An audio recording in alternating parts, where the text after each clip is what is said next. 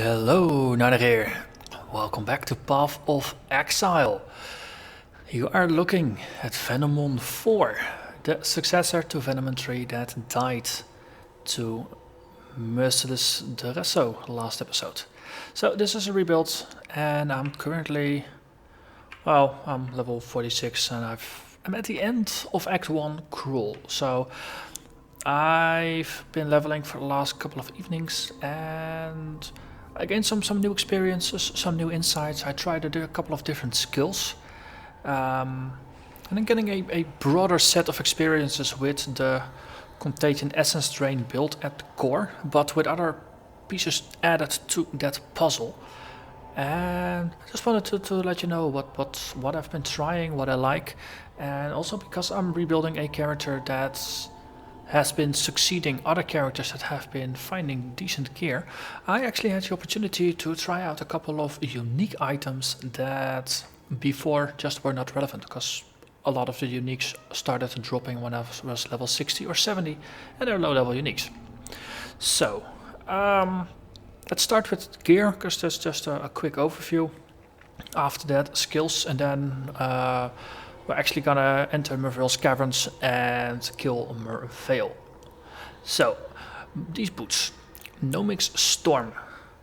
They're energy shield evasion boots. They require level 20 or something. They're pretty low level. I've been maybe even lower. I think I've been using them since early Act 1 normal. They give you 20% increased movement speed. And when your energy shield is full, you get another 20% increased movement speed. So that's basically when you are running and out of combat, you get 40% bonus movement speed. That's basically a Quicksilver flask on at all times outside of combat, which is insanely nice for just running around and really zipping through the levels. Downside is you take 20% extra physical damage, but sacrifices you have to make. At some point I'll phase this out in favor of something that just has a plain old movement speed bonus and doesn't have the extra damage. But for now it basically helps me have a better tank than I need to, because I take more damage. So as long as if I ever get in a situation where I'm taking a lot of damage that I don't want to, I can take these boots off and instantly I get 20% extra physical damage reduction, which is pretty nice. Another one I just put on, Sibyl's Paw, a treasure claw. So I'm not using a wand, but I'm actually using a claw. I've been using various normal claws and then I found this one in the stash. This one is a very nice one because it's on top of life for each attack that hits. It also, you gain 8 life for every enemy hit with a spell. So that allows you to gain life by casting spells, which is pretty cool. Also it increases casting speed, adds mana, and for every 5% block chance, you get increased spell damage. So my shield here adds 24% chance to block. So that's 4 times 5% what's in here, almost 5 times. So you get 32% increased spell damage. So that's on par with a lot of wands at this level. So this is pretty good. And it's a weapon. It's a claw. Which allows me to use Whirling Blades as a movement skill, which is awesome. But that's for later. And for the rest, I got the usual energy shield evasion gear everywhere. On all the slots. The Talisman, I'm not using the chaos damage Talisman. A, because I don't have one that is as good as what I had. And B, because I discovered that these ones, the Primal Skull Talismans, they are freaking awesome. 2% of your life regenerated per second is powerful. For my life, currently 1600. 2% of that is 32 life. This one adds 32 life regenerated per second, on top of all the other life regen you also get from other skills. And I'm using the same passive tree, so you also get about 2% from that. So currently my life regenerated per second is 64.2. Very nice, very powerful, and it really helps you stay alive if your energy shield runs out. Because the monsters have to push through 64 damage have to do 64 damage per second. Just to keep your life even, otherwise you just stay where you are. If they do less damage, you stay at full health. You can just stand in burning ground and things like that, and you don't take a lot of damage. Very safe and very good. So I really like it, and it has plus 19 to attributes. And getting strength is one of the difficulties of this build, because shadows don't have access to a lot of strength. So let's switch over to skills. One of the things I have been meaning to try out, but that requires a lot of strength, is Abyssal Cry. Abyssal Cry is a war cry that affects monsters nearby, that it slows them down, their movement speed goes down. But the important thing is, if those monsters die, they explode and they do chaos damage to other monsters around them, equal to 8% of their maximum life. It's like a death explosion, or a corpse explosion, or explode corpse, or explode dead, detonate dead. Yes, in this game it's detonate dead. But it's chaos based. So it just pierces through energy shield, it bypasses most resistances. It's good. Also, because my build boosts chaos damage by between 100% and 200% depending on what stage of the build it is, that 8% is going to be between 16 and 24%. Very, very powerful. It also benefits a bit from spell damage and things like that. So the Sibyl's Pulse, that 32% spell bonus that you get from this, boom, added to Abyssal Cry. So when monsters explode, they explode. I've been trying it out, just equipped it a couple levels ago, and it's very interesting. I'll actually show you the difference between Contagion Essence Drain explosions and the cascade of that, and how it goes with Abyssal Cry. Very nice. Another thing is, while leveling early on, first you get Contagion at level 4. Contagion by itself is rubbish. It's very slow, low damage, it spreads slowly, it's not good at killing things. Contagion is the setup, Essence Drain is the finisher. The problem is, you don't get Essence Drain until level 10 or 12. So there's a gap between level 4 and 12 where you don't have your combo. And even then, at level 12, or let's say 12, when you get Essence Drain, it's rather weak. It starts out rather weak.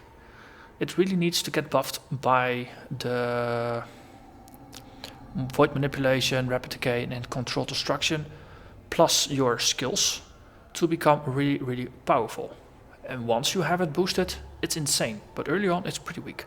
So I've been leveling with Ethereal Knives. I've did that with previous builds, but I decided to keep it for a while. Especially because Essence Drain, Contagion was rather weak in the beginning. I just stuck with Ethereal Knives. I just went along. I think in the beginning I had it with... Let's see, where did I have it? Ethereal Knives. I think I had it with Control Destruction, or before that the Void Manipulation. Not Void, that doesn't make sense, but some lightning damage attached to it. Just some basic damage bonuses to it, just to make it powerful. And in the beginning, Essence Drain did maybe like 100 damage per second, while Ethereal Knives was 300, 400 damage per second. So early on, as a leveling skill, EK is awesome. So that's one lesson learned. Don't switch too fast to Essence Drain Contagion if you go for speed, because Ethereal Knives is faster early on. Later on, Essence Drain Contagion, you cannot beat it. Early on, EK is awesome. Whirling Blades. So, because I've been going with daggers first, then with claws, and I've gotten the advice of, hey, try out Whirling Blades. I've tried out Whirling Blades. Whirling Blades is so much better than Flame Dash. Hey, it's quick. Okay, there's a couple downsides, but first, no, the quick things. So it's really quick. You click, boom, you go. There's no casting animation, there's no casting delay, just boom, you go. It's an attack, you go. Also, it is an attack. Because it's an attack, you can link Fortify to it. Fortify is awesome. Instantly 20% physical damage reduction. Boom. You hit something, for the next 5 seconds, you get 20% physical damage reduction. So you just zoom through the boss in a boss fight. It's good. Especially if you got bosses that are like powering up to cast something special. You just Whirling Blades through them, and they cast where you used to be. You hit them, you trigger your Fortify, It's very nice. You move, you protect yourself. It's good. Also, because it's an attack, it benefits from life on hit.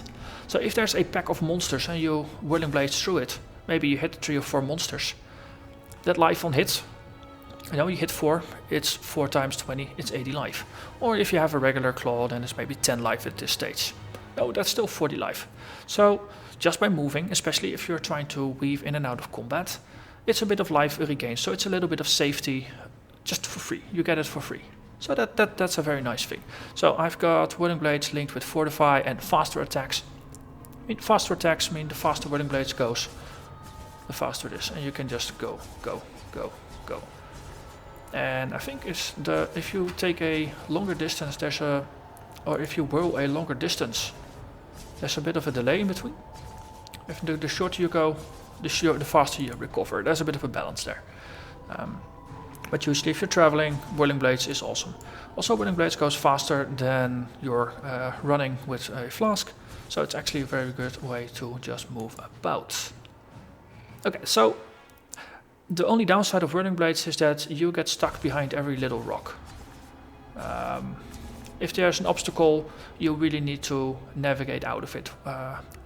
Flame Dash is a teleport, so it doesn't get bothered by rocks and small edges of things. You just teleport past. So there is a bit of a trade-off. Also, you cannot Whirling Blades over broken bridges in Act 2, so there's that as well.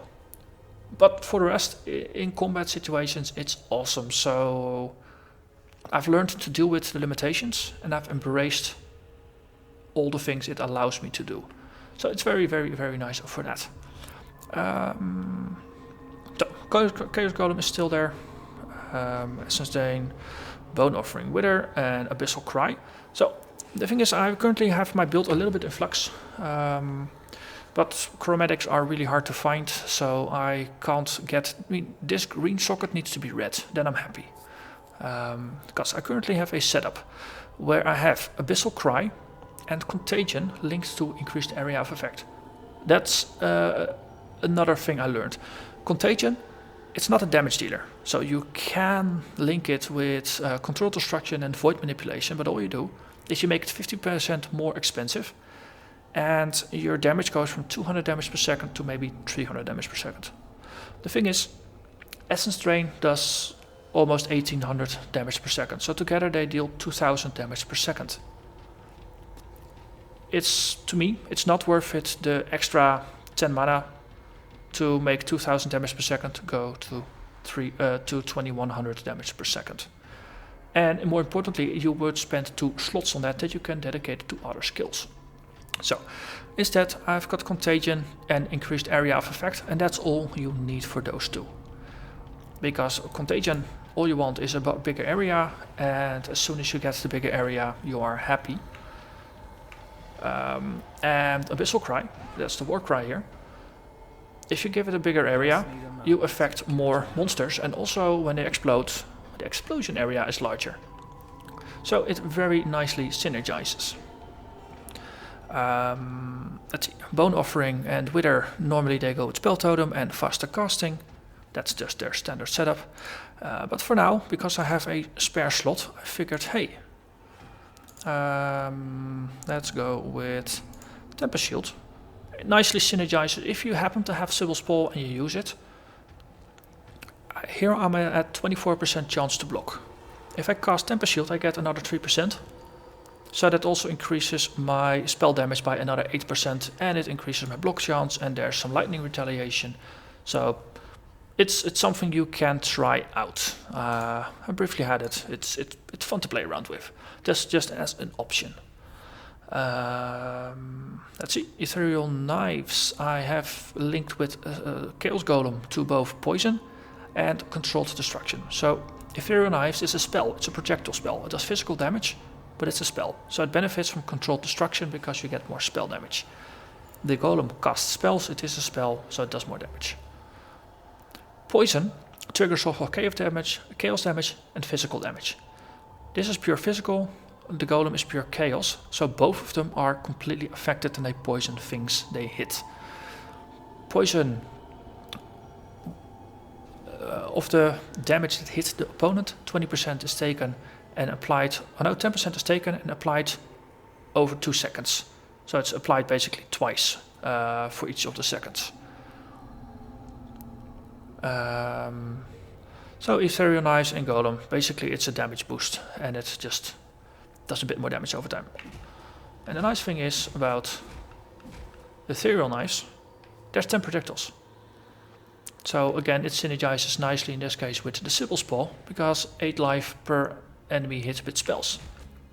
If I'm completely surrounded, 10 Ethereal Knives means 10 hits means 80 life, which is not bad considering it's 5% of my life pool. So, let's see. For auras, I have Discipline, which after my experience at the end in Merciless, Discipline is guaranteed a bonus to your defense. It increases your health buffer, and also when the regeneration kicks in, because your buffer is larger, you gain more energy shield per second. So even if you get interrupted halfway through, because your buffer is larger, you gain more energy shield. So that's a bit more to safety. So that's why I kept it. And of course Arctic Armor, because who doesn't want physical damage and fire damage reduction? Let's see. Last but certainly not least, I had 2 spare skills, 2 spare slots, and I picked up a Riposte and a Vengeance. So they can only be used if you have a weapon. I'm not using a weapon, so I can use trigger skills.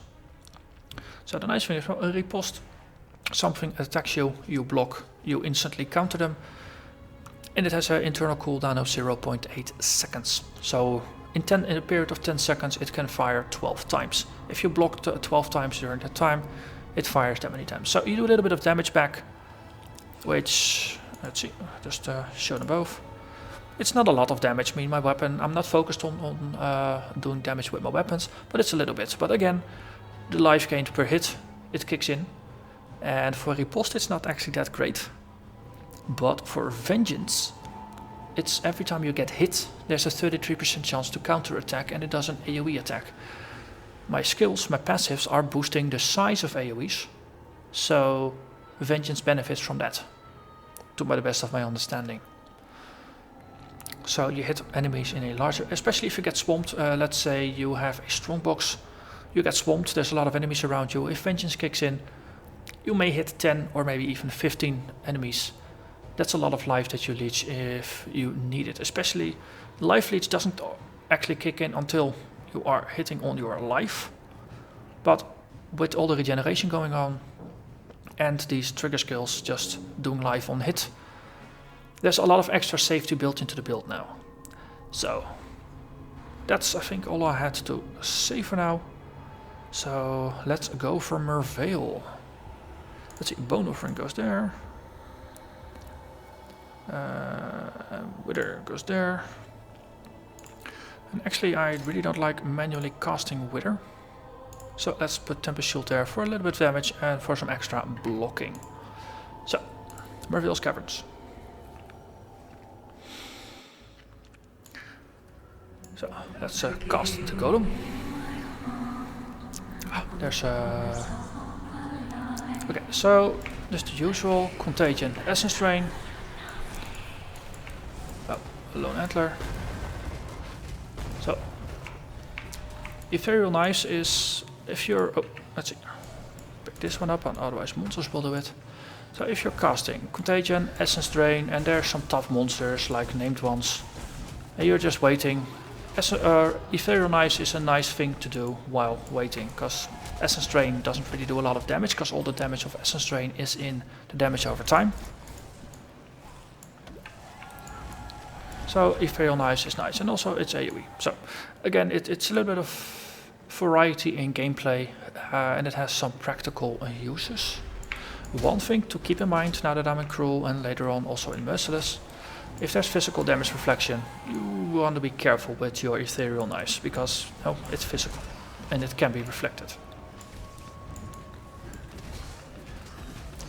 Okay, so far so good. This is just the standard build, right? Contagion, Essence Drain, I can add the tempeh shield for some extra dramatic effect. Okay, you can whirl around.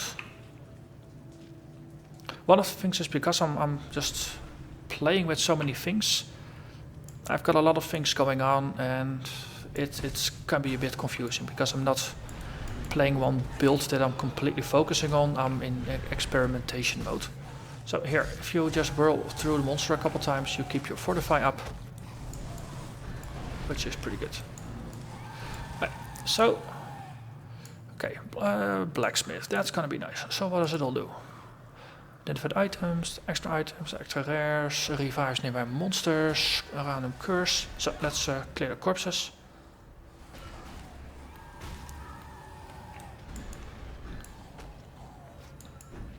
And it releases caustic cloud. So there's going to be a bit of AoE and things like that. So I'm going to be surrounded.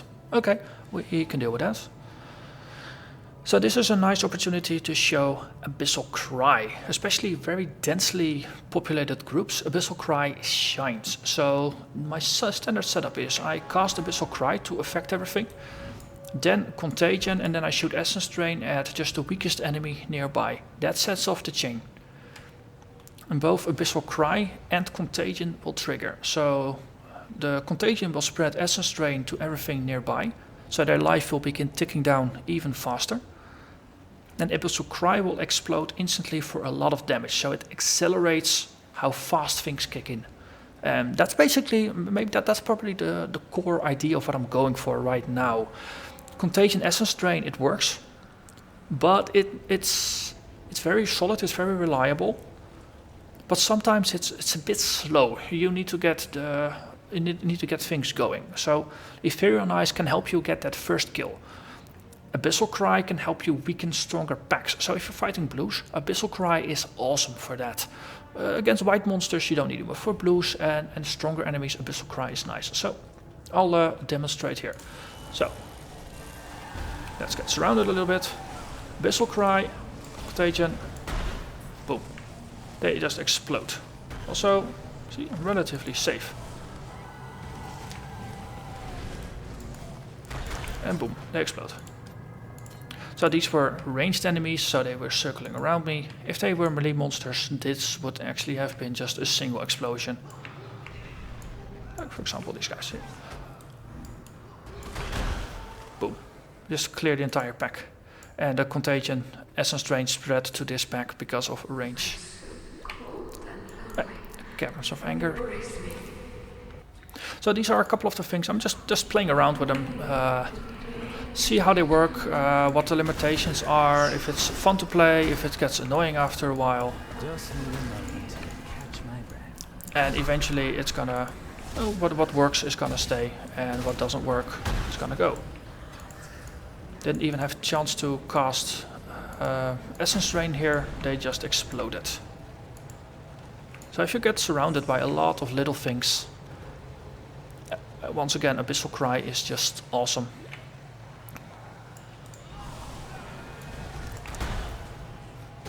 It's very good at clearing things.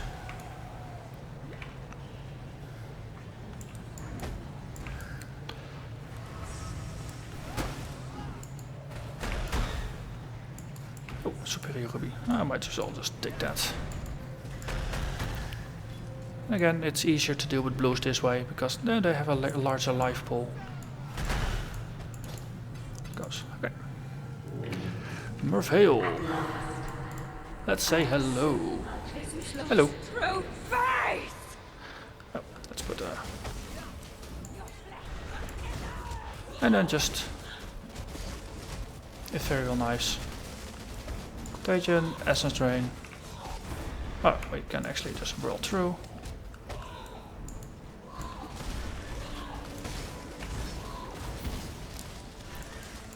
Okay.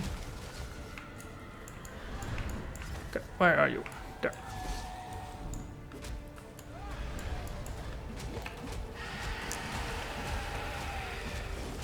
Contagion, Essence Drain. There we go. She killed the golem. She moved. Air of Flame. Okay. first dance She's with already a gone. lady of quality. Pity she let herself go like that. So that was Merveil. I mean, this build, it's a slightly more powerful, faster version of the build I was playing before.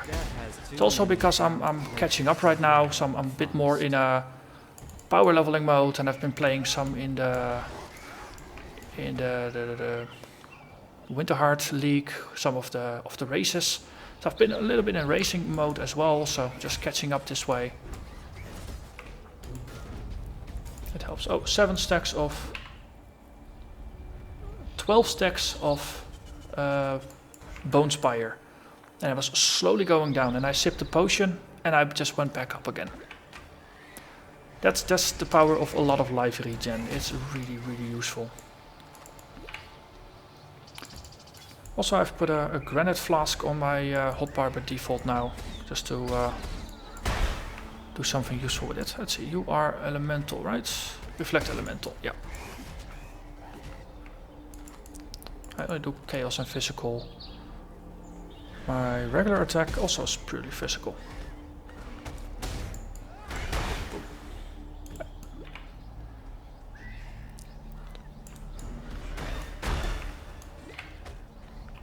So level 44, I'm level 46, almost 47. No, this is just cruising through, getting larger packs.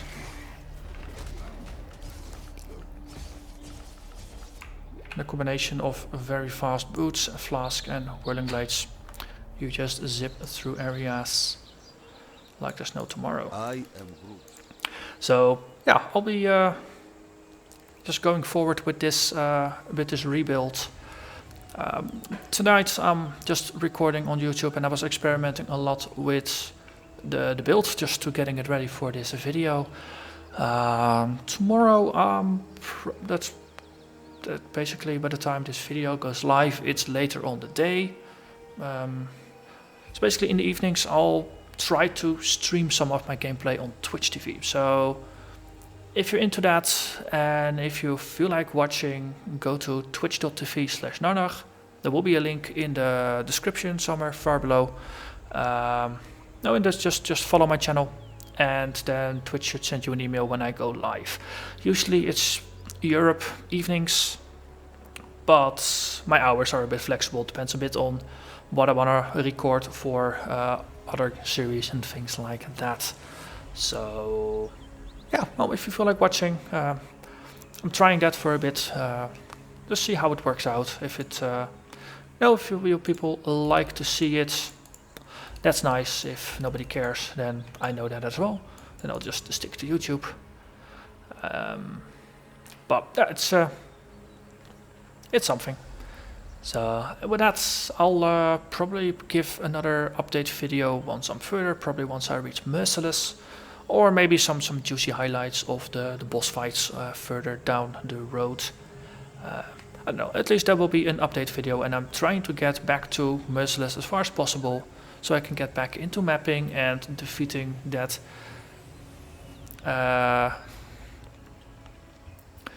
let's keep this friendly. That not so nice person, Daresso. Yes, let's go with not so nice person, Daresso. Because he needs to pay for what he's done. He killed me. Those silly clouds of his. So with that, I'm gonna stop rambling, and I'm gonna thank you very much for watching, and I will see you shortly again. Bye bye.